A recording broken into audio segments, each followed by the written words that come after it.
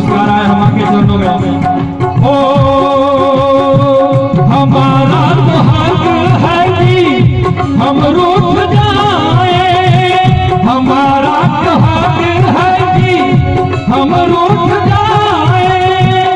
अगर माँ मनाने, अगर माँ मनाने जो आई न होगी, अगर माँ मनाने जो आई न होती तो ममताई माँ कहाई न होती। अगर माँ ने ममता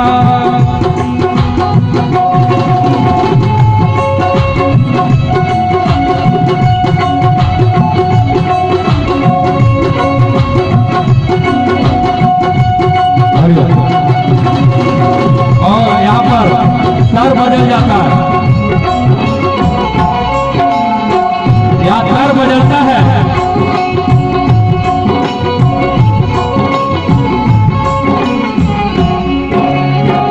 सर बदलते हुए कवि कहता है अमृत के धार के हूँ कितनों पियाइए को माई पीना के करे जवा तू लाइए भाइये को माई बिना।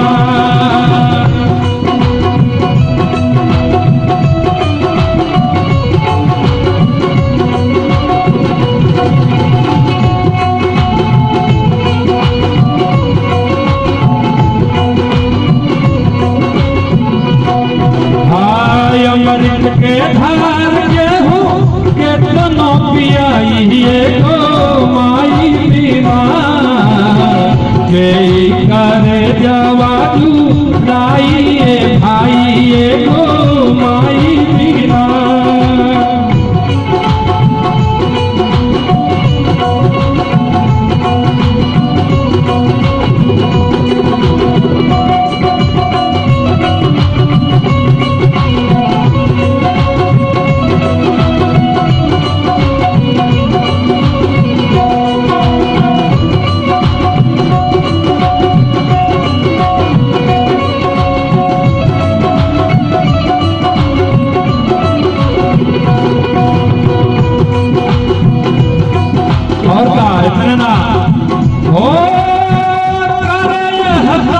माई दुनिया देखावेली,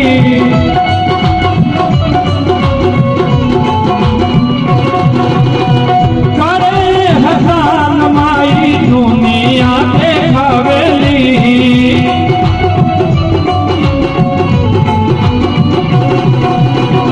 बोले बतियावे और चले भी दिखावेली।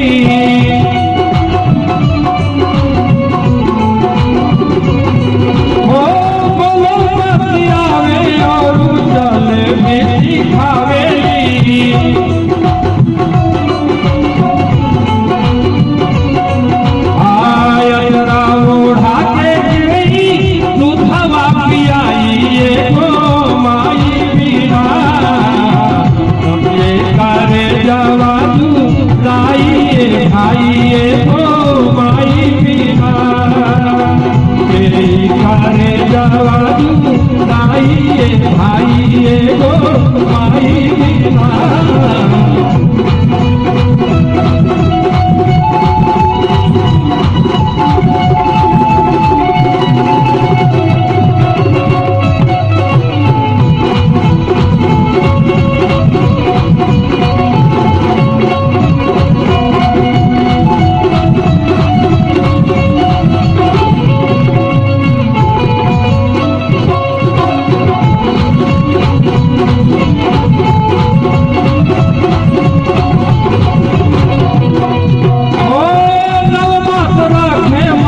कोकिया में सहेज के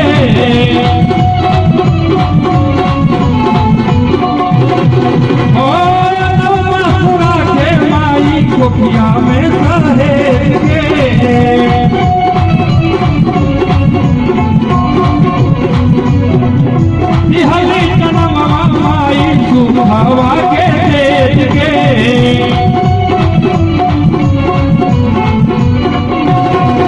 ओ